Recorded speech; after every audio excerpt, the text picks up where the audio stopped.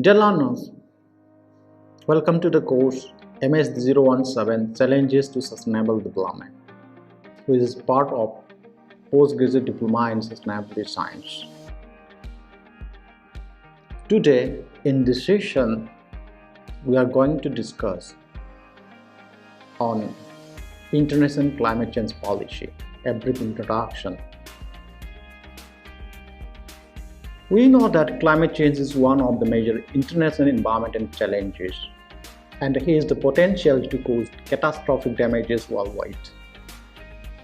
If we look to the development of the climate change regime in the late 1980s and 1990s, that brought a wave of environmental activity which began in 1987 with the discovery of the ozone hole and the publication of the Brundtland Commission report, as we know, our common future, and crested at the 1992 UN Conference on Environment Development in Rio de Janeiro. The United Nations Climate Change Institutional Regime comprises of four main bodies. The first is United Nations Framework Convention on Climate Change, as we call in short UNFCCC. Conference of the Parties, COP, Intergovernmental Panel on Climate Change, IPCC, World Meteorological Organization, WMO. These three important institutions provide a policy framework and a scientific basis to understand climate change, its impact on social and ecological systems, and the potential response options to shape global economies and societies towards sustainable development and resilient pathways. Then, what is UNFCCC? In 1992, the United Nations Framework Convention on Climate Change, or we call it as in short form UNFCCC, or the convention, was established and coming into force in 1994.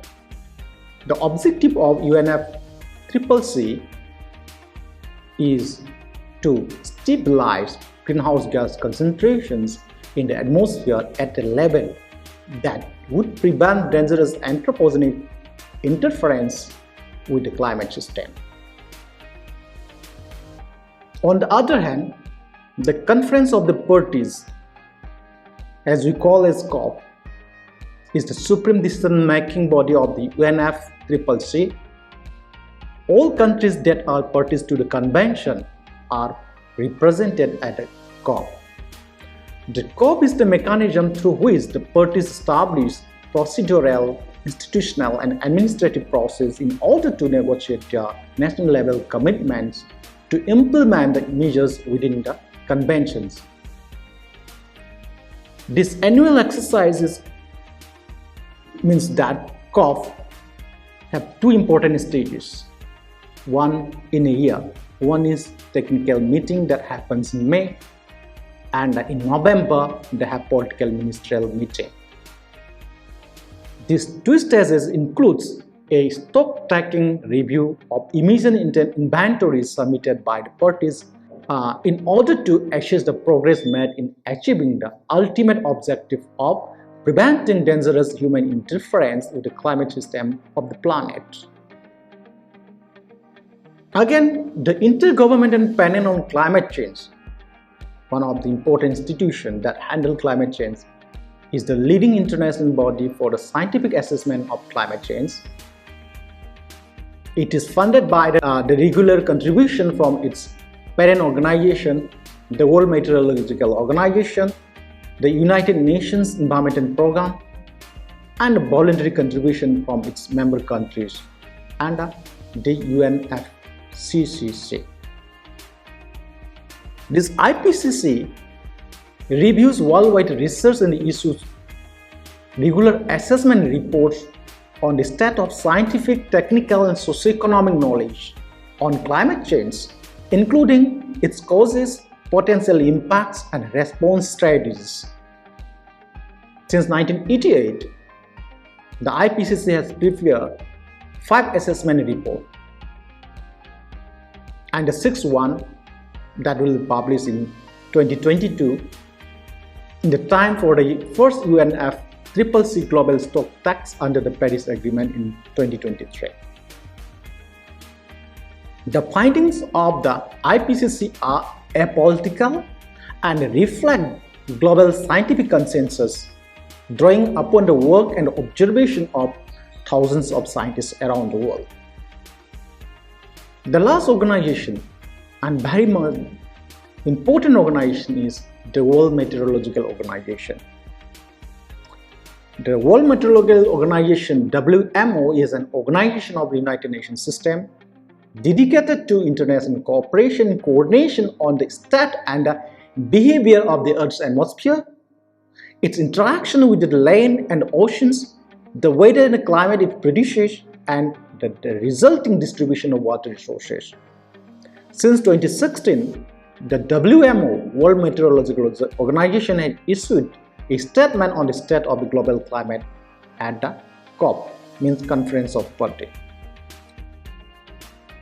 When I look into different publications in different peer-reviewed journals, we have found a number of literature related to climate change politics. Of the few, one of the most suitable review which I have found was publication by Daniel and Rajmani in 2018. In that publication, which I am putting the title details of publication and the end of session as a reference, they carefully study on how the development progress of climate change politics is happening around the globe, and they divide this development of the climate change regime into 6 periods. The first is the foundational phase, during which scientific concern about global warming develop. The second phase is the agenda setting phase, that's happened 1985 to 88, when climate change was transformed from a scientific into a policy issue. The third phase is a pre-negotiation period, 1988 to 1990, when government became heavily involved in the process. And the fourth phase is the constitutional period, that is starting from 1991 to 1995, leading to the adoption and entry into the force of the Framework Convention on Climate Change. The fifth phase is a regulatory phase that started from 1995 to 2007, that focused on the negotiation, elaboration and implementation of the Kyoto Protocol. And the sixth phase, based on their study, that is a second constitutional phase that started, there is an overlaps in that fifth phase. Here they have found from they take that phase from 2001, that building upon the adoption of the Paris Agreement until now what is going on. So if we go in details, what are the milestones in these 6 different phases of climate change regimes? Let us have a quick look into that. First is foundational phase. That's, as I mentioned, is what the target is the emergence of scientific concerns. We know that during the 1970s and 1980s, there was a improvements in computing power that allowed scientists to develop much more sophisticated computer models of the atmosphere that led to increased confidence in global warming predictions. And if you look into mid-1980s, scientists recognized that emission by humans of other trace gases such as methane and nitrous oxide also contribute to the greenhouse effect that render the problem more serious than previously believed. Finally, careful assessment of the historical temperature record in the 1980s indicated that global temperatures has indeed been increasing since the middle of the 20th century. That is how the emergence of scientific concerns in climate change can be looked into as a paradigm. The second phase is a setting phase that started from 1985 and 1988 according to the author. In that time, a number of groups of Western scientists, they worked to promote the climate change issues on the international agendas. These scientists, they acted as knowledge brokers and entrepreneurs, helping to translate and publicize the emerging scientific knowledge about the greenhouse effect through different workshops, conferences, publication articles in different specialist and non-specialist journals, and they interact with different policy makers. Again, the 1985 and 1987 Vilnius meetings, the establishments of the advisory group of greenhouse gases under the joint auspices of World Meteorological Organization and the United Nations Environment Program, the report of the Equites Commission in Germany, the testimony of the climate modelers before US congressional committees, all this development helped to familiarize policymakers with climate change and convert it from a speculative theory into a real-world possibility. In the same time, we discover the so-called Antarctic ozone hole, followed by the confirmation that it is resulted because of the emission of chlorofluorocarbons, and demonstrated that human activities can affect the global atmosphere and raise the prominence of atmospheric issues. At the initial stage, public concern about global warming rode on the cold trails of the ozone issues only. In 1988, a conference organized by the Canadian government in the month of June, they called for global that emissions of carbon dioxide to be reduced by 20% by the year 2005. The development of a global framework convention to protect the atmosphere and the establishment of a World Atmosphere Fund financed in part by a tax on fossil fuels. The third phase is pre-negotiation phase. That's the author term it as also early international response. That is the 3 years 1988 to 1990. If we really look into the year 1988, it marked a watershed with the emergence of the climate change regime as an intergovernmental issue. During the agenda setting stage, the climate change issue had been dominated especially by non-governmental actors, primarily environmental-oriented scientists. Their actions were very influential in communicating an ostensible scientific consensus about climate change and articulating a set of initial policy response. But these were non-governmental rather than intergovernmental in characters. So during the period from 1988 to 1990, governments began to play a greater role, but non-governmental actors still exerted considerable influence. So in the same way, Intergovernmental Panel on Climate Change was established by World Meteorological Organization in the UNEP in 1988 at the instigation of governments, in part as a means of reasserting governmental control over the issue. Among the number of landmarks of the pre-negotiation phase of the climate change issues, few of them are the 1988 UN General Assembly, its resolution on climate change, characterizing the climate change as the common concern of the mankind. The Hague Declaration on Environment in 1989, which was attended by 17 heads of state, that calls for the development of a new institutional authority to preserve the Earth's atmosphere and combat global warming. The Norwegian ministerial meeting in the year 1989, one of the first high-level intergovernmental meetings that focused specifically on the climate change issues. The November 1992 World Climate Conference, a major political event that held at the ministerial level. So these are some of the landmarks in this stage. By the end of 1990, three basic dynamics in the climate change negotiation that was virtually unchanged till today had begun to emerge.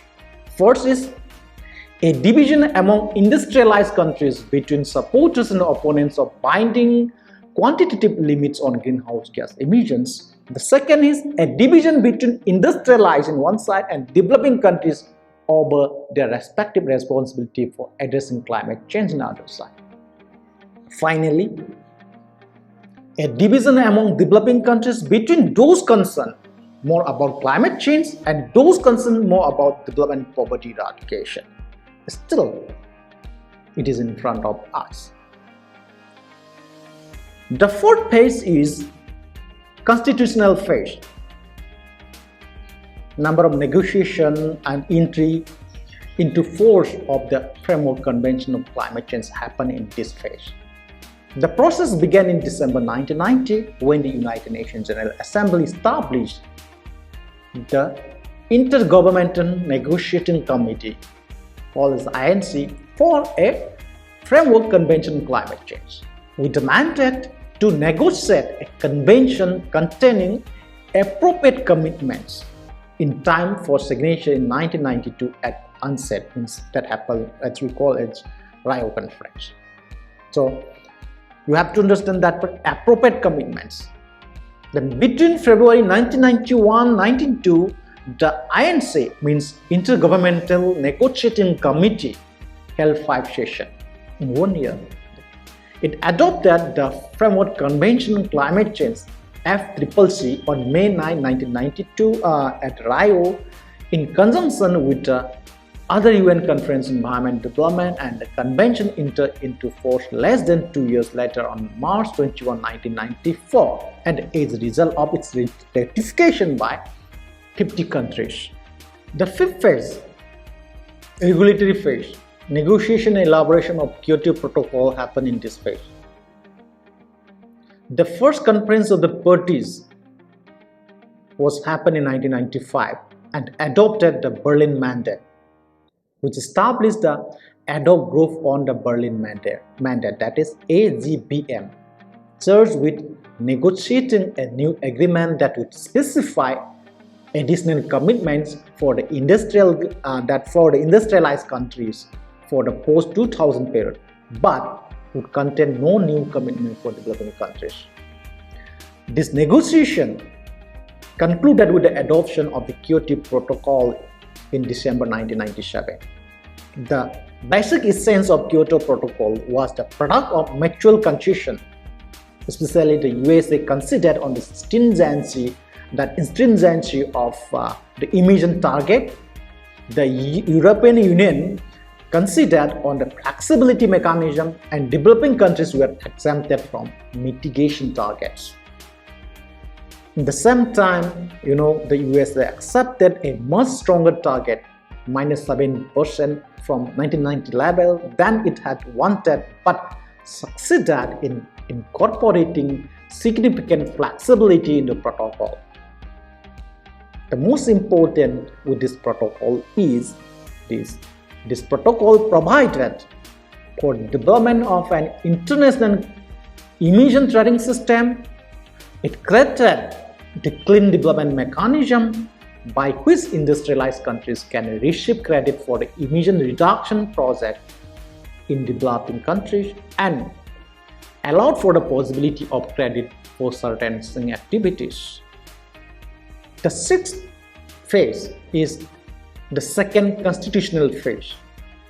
The Copenhagen Accord, Cancun Agreement, Paris Agreement was happened in this phase.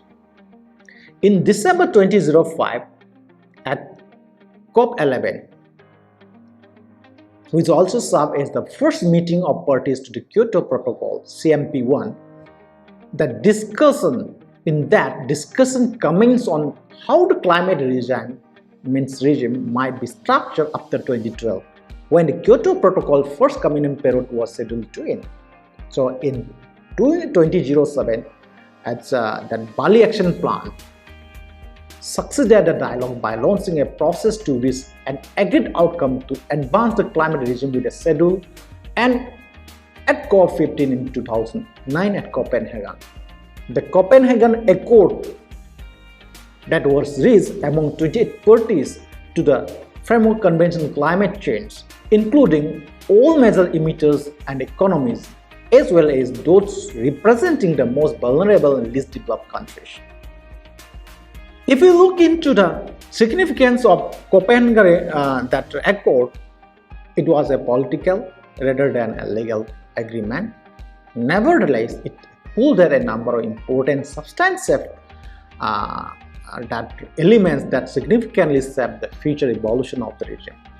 It recognized the scientific view that the increase in global temperature should be below 2 degrees Celsius, but did not prescribe aggregate or individual emission reduction target, either mid-term or long-term. Rather, it required Annex 1 parties to commit to targets and developing countries to undertake mitigation actions.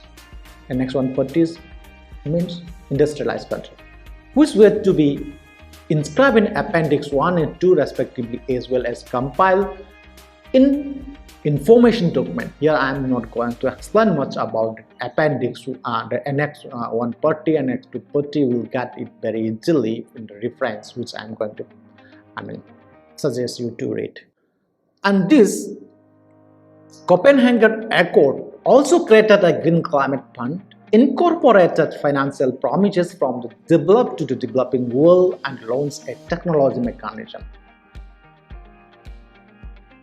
The accord, however, having merely been taken note of by the COP, had no formal legal standing in the Framework Convention on Climate Change process. In 2010, at COP16 in Cancun, that is a year later of Copenhagen, parties agreed to incorporate the core promises contained in the Copenhagen Accord into the Framework Convention on Climate Change process. So in 2011, at COP17 meeting in Durban, parties operationalized many of the promises of the Copenhagen Accord and Cancun agreements. That launched the ad hoc working group on the Durban platform, ADP, to negotiate a post-2020 climate agreement, which could take the form of a protocol under the legal instruments or agreed outcome with a legal force under the convention applicable to all. This COP17 also proved momentous for the Kyoto Protocol. After years of uncertainty about the future of the Kyoto Protocol in Durban, parties finally agreed to extend the Kyoto Protocol for a second commitment period, and was formally adopted the following year at COP18 in Doha, that is in 2012. And following the Durban, the international community engaged in intense negotiation, both in the context of the Durban platform process and in other complementary and plurilateral and multilateral fora, to design an agreement that addresses the climate change issues from 2020 onward. So in 2013, in COP19 at Warsaw, that is a year after Doha, parties began to construct the building blocks of the 2015 climate agreement. They were invited to initiate or intensify their preparation for their intended nationally determined contribution to be submitted in 2015. So when here they use the word intended nationally determined contribution, right? So the term contribution encapsulated many ambiguities. First, it left open the scope of the contribution, that is, whether the contribution would be limited to mitigation as many developed countries prefer, or could also include adaptation, finance, technology transfer, or capacity building contribution, as most of developing countries favor. Second, the term contribution was explicitly without prejudice to the legal nature of the contribution. So it does left open whether parties' nationally determined contribution would be legally binding. After this protracted negotiation, the parties reached the Paris Agreement on 12 December 2015. The Paris Agreement sets an ambitious direction for the climate regime and complements this direction with a set of common core obligations for all countries, including legally binding obligation of conduct in relation to party, nationally determined mitigation contributions, and an expectation of progression over time. It also establishes a common transparency and accountability framework and an iterative process in which parties take stock every 5 years, update collective progress, and put forward emission reduction contribution for the next 5-year period. So the Paris Agreement, moreover, commands universal or near universal acceptance, and it's applicable to all. This Paris Agreement represents the culmination of 3 shifts in climate change regime in relation to the architecture of the regime, the differentiation between developed and developing countries, and the legal character of commitments. Then followed by, we have COP22, COP23, COP24, and COP25. So here, if we have a quick summarizing that what are the major milestones of what we discussed is in the climate change regime is 1988, we have Toronto Conference call for a 20% cut in global carbon dioxide by 2005 and for a comprehensive framework convention on the law of the atmosphere. Then UN General Assembly characterized climate change as a common concern of mankind in 1988, followed by 1989. Hague Summit calls for new institutional authority to combat global warming involving unanimous decision making. Then 1990, IPCC issues first assessment report estimating that global mean temperature likely to increase by about 0.3 degrees centigrade per decade under business as usual emission scenario. Second World Climate Conference conclude that countries need to establish greenhouse gas emission and that the developed countries should establish emission target and or national program or strategy. Then UN General Assembly established INC to negotiate climate change convention. Then in 1992, Intergovernmental Negotiating Committee adopts Framework Convention on Climate Change, which is open for signature at Rio Summit. In 1994, we have Framework Convention on Climate Change signed into force. In 1995, Conference of the Parties first COP1 was adopted as a Berlin mandate authorizing negotiation to strengthen FCCC commitments. COP3 was happened in 1997, adopt Kyoto Protocol establishing quantitative limits on greenhouse gas emission by industrialized countries. 2001, COP7 adopts Marrakesh Accord spelling out the detailed rules for the Kyoto Protocol, followed by Kyoto Protocol enters into force in 2004. Then in 2005, meeting of the parties CMP1 was launched that negotiate towards a second commitment period of Kyoto. In 2007, COP13 adopts the Bali Action Plan, initiating a new round of negotiation under the Framework Convention on Climate Change. Then in 2009, COP15 tacked not on the Copenhagen Accord, then establishing a new architecture based on voluntary mitigation pledges and transparency. COP16 was adopt the Cancun Agreement incorporating elements of the Copenhagen Accord to the Framework Convention on Climate Change process in the year 2010. 2011, COP17 adopt the Durban Platform, launching negotiation towards a post-2020 agreement with a schedule, and in 2015, And 2012 we have COP18 and CMP8 that extend the Kyoto Protocol for a second commitment. This is very important. That second commitment period extends from 2012 until 2020. In 2013, COP19 invites parties to prepare and submit intended nationally determined contribution in 2015. In 2014, COP20 Lima call to climate action sets the stage for the 2015 agreement, ensuring parties balance treatment across all elements of the Durban platform.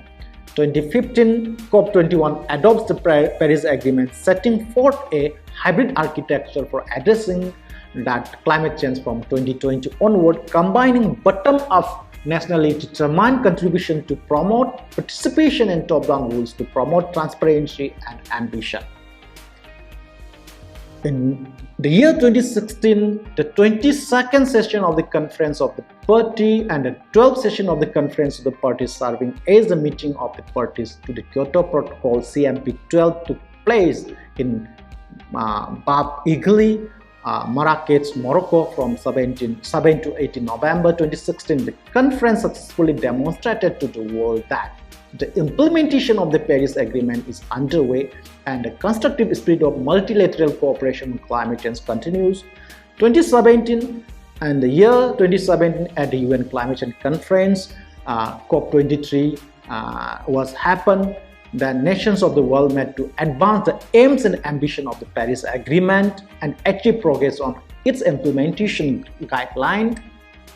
2018 COP24 was happened in Katowice, Poland, that agreed and provides the details that are needed to make Paris Agreement operational, preparing for its full implementation at national level. That needs to be a priority, starting a new international climate regime under which all countries will have to report their emissions and progress in cutting them every 2 years from 2024. In the year 2019, the UN Climate Change Conference COP25 was convening from 2nd December to 13th December.